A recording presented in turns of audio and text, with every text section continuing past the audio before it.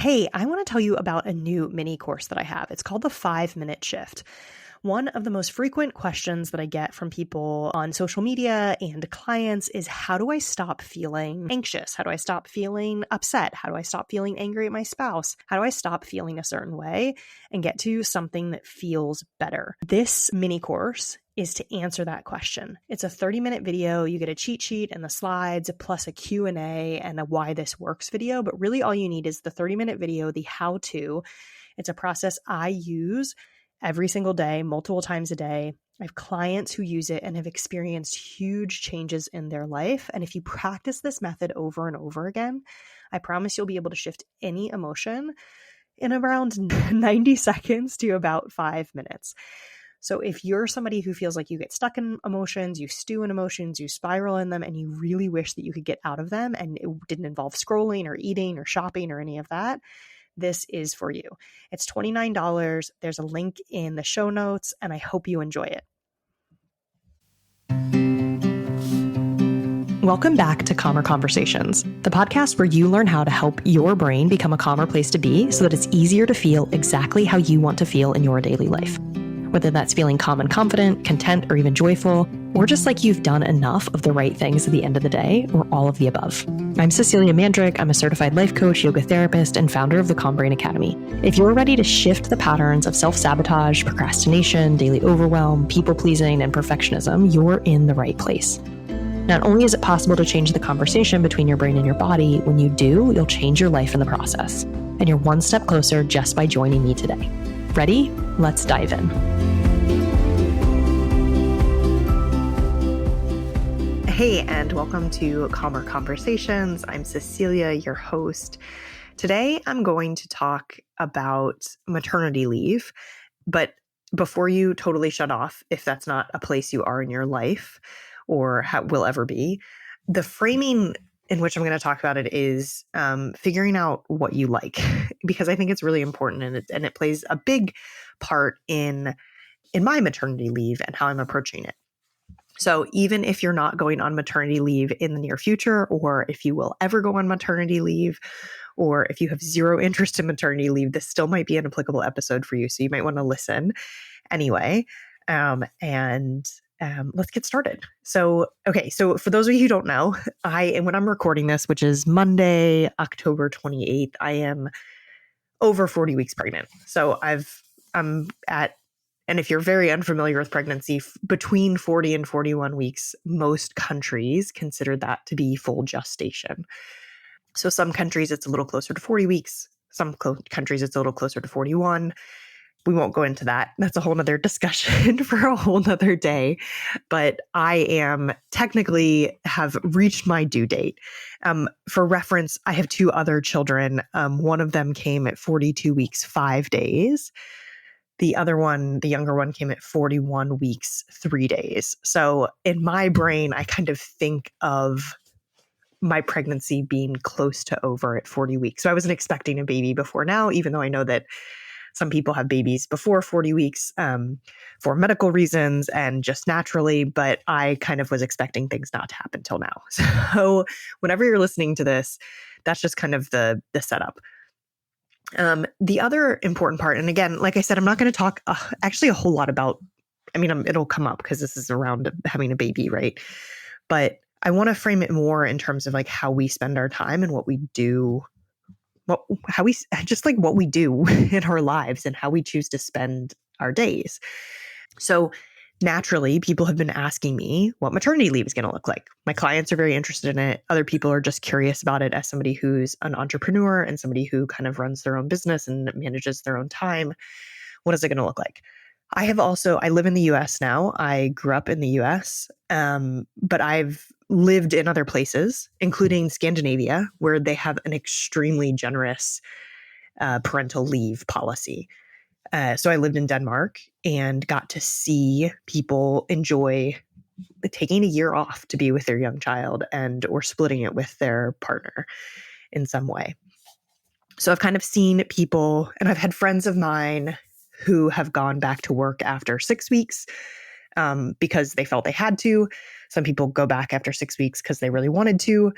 Some people who have had very generous maternity leaves or parental leaves and haven't felt like they've been able to take it because they haven't ever seen anybody else in their company take it. And so I want to just know that there are many different people in many different situations. And I'm not speaking again for maternity leave overall or what I think policy should be. I'm talking really personally about my own situation.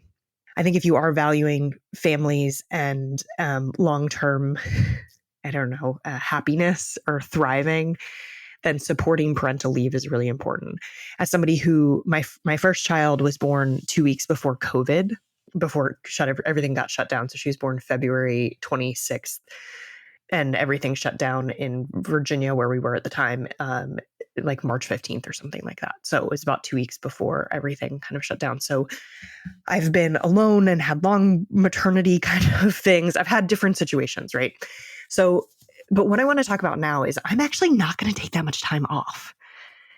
And that's surprising to a lot of people because I think a lot of people see me and they hear me talk about calm and they hear me talk about ease and they hear me talk about spaciousness in life. And they expect that I'm going to take a very generous maternity leave, like 12 weeks or 6 months or something like that. And I totally get that. And I think back to when I worked in more corporate roles or more roles that I didn't love. So when I worked as a geologist, there's no chance I would have gone back to work immediately. I would have tried to take as much leave as possible or that was available to me. But the really neat thing is I've spent a fair amount of time establishing a life, a fair amount of effort, getting really curious about what I actually value in life and what are my priorities right now, and then setting up a life that honors those priorities. And this is not, I'm not trying to tell you that how my priorities should be your priorities or that you should do this at all. So please don't go down that route. But for me, my priorities are fulfilling work, are having time to spend with my family and support my family, their growth for myself. And that's part of my business, but like personal growth is a huge part of mine, and having calm and ease in my life and all that I do. And so sometimes people look at what I do and they kind of misconstrue it and think like, oh, you must be busy all the time. I do have a fair bit of energy and capacity, but I never feel right now in my life, I do not feel stressed. I do not feel busy. Like I would never describe my life as busy. Sometimes it feels really full. Like this weekend, we had a lot of different things that we kind of wanted to do, and we did most of them. It never felt busy, but it did feel full. I think part of that is not being afraid to say no to things, even after I've already said yes to them too, which can be, I didn't even think of that when I wrote down things I want to talk about, but I'll jot that down because I'll come back to it. So first I want to talk about when I was in a corporate role, I worked as a geologist. I worked for a company that was a great company to work for. I had really amazing colleagues. It was a fun job. I was okay at it. I was not great at it. I often found myself really bored. I often found myself not engaged in the work. I often found myself wishing that I wasn't there and wondering if this was all I could expect in life. And as a result, I didn't really want to be there most days. I didn't really want to be engaging in it. I didn't really want to be spending my time there. And so when if a chance to take a big leave came up, I probably would have jumped on it, right? After leaving my role as a geologist, I had lots of different random jobs, like working at voter registration and working in the homeless system of care in Charlottesville, and working as an accounts payable, I think, or receivable, maybe payable for a podiatry group. So I've worked in many different roles, and I've had lots of different jobs, and I've had a lot of jobs that didn't feel really fulfilling. And I intentionally took a lot of these jobs because I wanted to create a life that did feel fulfilling. And I wasn't really sure what I wanted to do, and I wasn't sure how I wanted to do it. And so I spent a lot of time kind of in the process of figuring that out. Where I am now in my life is I understand, again, like I said, my priorities. I also understand how I like to spend my time and what gives me energy. So we're coming back around to the leave part. And one of the things I am aiming to do more and more in my business, and I admit that I'm not always great about this, so I'm going to talk about this as well, is that I'm aiming to take all the tasks off of my plate that I don't love doing. And I'm going to say that again because it's so radical even for my brain. Right now, I'm in the process of taking all the tasks off of my plate that I do not love doing. And this includes things that I feel like I should love to do or should be good at. I'm a Virgo, so people often think that I should be detail oriented. I'm not. I'm a bigger vision person. I'm not great at executing things. So I am in the process of building teams and finding people. And this is like, it's kind of ebbing and flowing right now for me so that I get to spend time doing things that give me energy. And for me, that's coaching and teaching. And within teaching, that's teaching courses, but also creating content for things like this podcast, but also on Instagram, for free classes, for things like that, right? So those are the two things that light me up, that I just love doing, that every time I do them, I get off, I finish, I feel so excited, I feel so energized, I feel so lucky that I get to do this for my life. And I'll actually include in teaching somatic sessions as well. So guided meditation or gentle movement like yoga or sometimes Qigong based movement, things like that. I also really love because I just think they're so powerful. Breath work. I love teaching breath work. So those are things that excite me. Those are the things that, again, when I finish them, I feel so, it's just hard to define like the right word. I feel like a super person, like a superhero in some ways, right? I feel like, oh, this is what I'm supposed to be doing. And I think that for the most part, I'm pretty good at those things. Like I'm always getting better and I'm always improving. But I think in general, I'm good at the things that it is my zone of excellence. If you've read Gay Hendricks, The Big Leap, he talks a lot about like your zone of genius and your zone of excellence and your zone of competence, and how we can get stuck in different places. And very often people get stuck in their zone of competence or their zone of excellence, which they can be good at, but don't actually give them a lot of energy or help them thrive as a person, when really we want to be spending most of our time in our zone of genius. So for me, what maternity leave is going to look like is really trying not to do those things that I don't like doing, right? Handing them over to other people so they can take care of them, so they can do them. Because one, I'm not good at doing them. So that means that I make a lot of mistakes. I mean, if you get emails from me, they're like typos. Like I send things out at random times. Like there's not a lot of, and that's okay. Like I don't really have a problem with that. But those aren't things that I'm great at, right? It's just like not, I don't, it just doesn't, it's not important enough for me to spend the time to do it, I guess is maybe the right way to say it. I could be good at it if I wanted to, but at this point in my life, I've decided I don't want to spend time on things that I don't love doing. And so I don't spend a lot of time thinking about them or worrying about them. And as a result, they don't maybe, they're not executed at the level perhaps they should be, or I would like them to be. And I am going to continue doing the things that I like doing because I like doing them, right? So in the way I see it, if somebody really likes moving their body, like they like going for walks, they like doing Zumba, or they like swimming, after they have a baby or after something happens, like they get hurt or whatever, they're on leave, there's a period of time where they might need to take a break from that, right? Where their body might need to heal in some way, but they don't need to step away from it entirely. Right? No one would say to somebody who just had a baby, if they were off for an entire year, like, oh, you can't walk if that's something you love doing, or you can't go to yoga, or you can't bake bread because you love baking bread, right? And so for me, my vocation, what I spend time doing and make money from, but really feels like a big act of service for me, is coaching and teaching. And so telling myself that I'm not going to coach and teach for 12 weeks or 6 months or a year just feels completely absurd to me.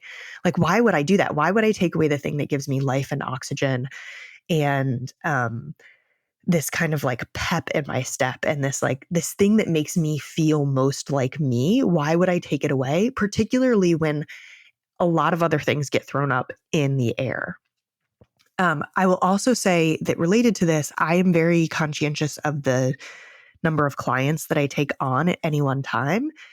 and the number of hours that I have devoted to things like coaching and teaching. And so I am being conscious of that, right? I'm not doubling my schedule over the next couple months.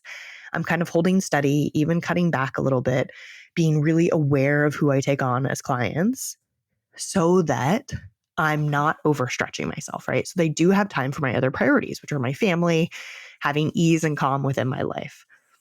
I do not have to remove my work to have calm and ease in my life. And in fact, I'm very proud of myself for having created a work structure, even right now, where I would like a little bit more support, but having a work structure that helps me feel most like me. I'm very proud of that.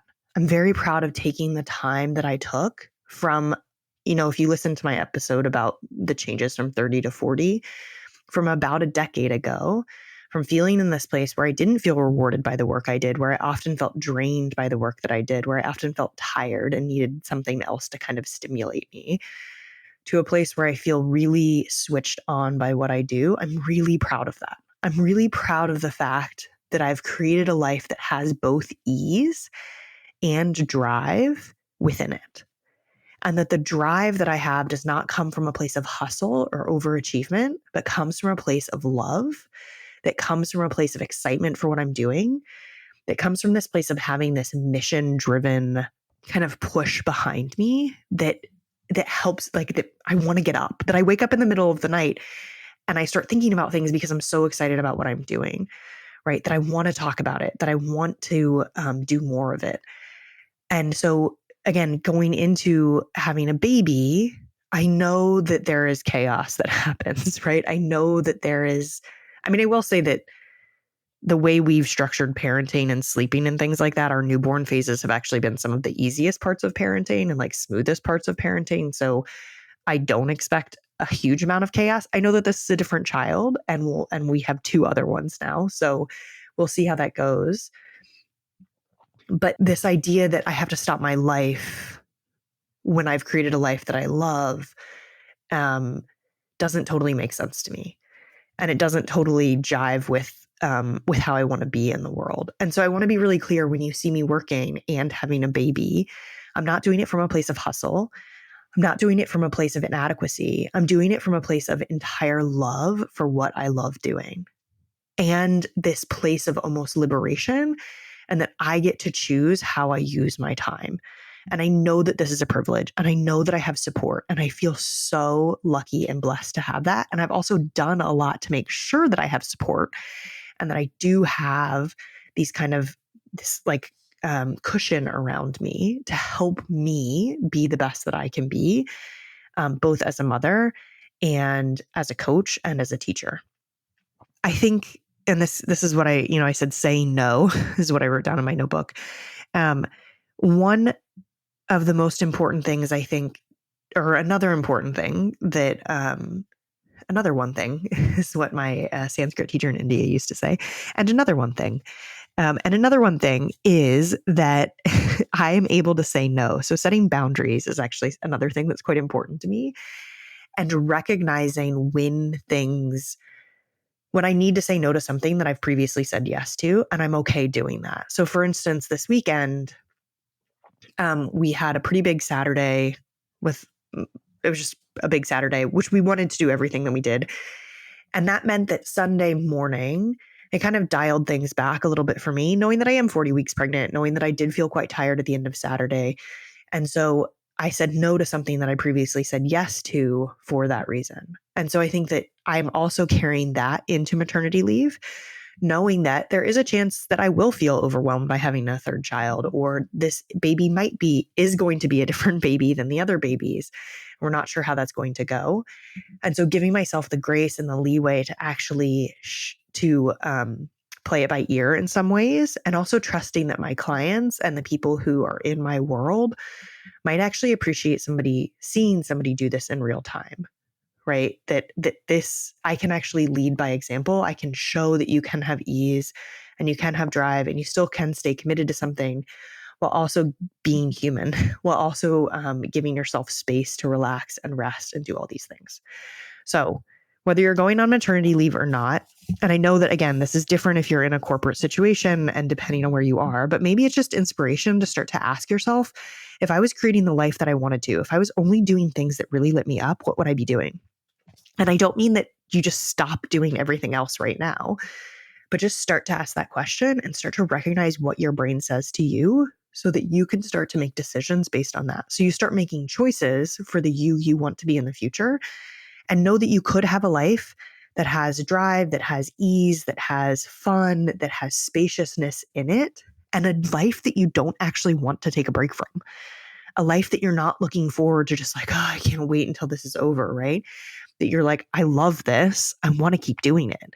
I intentionally built this. I want to be in it.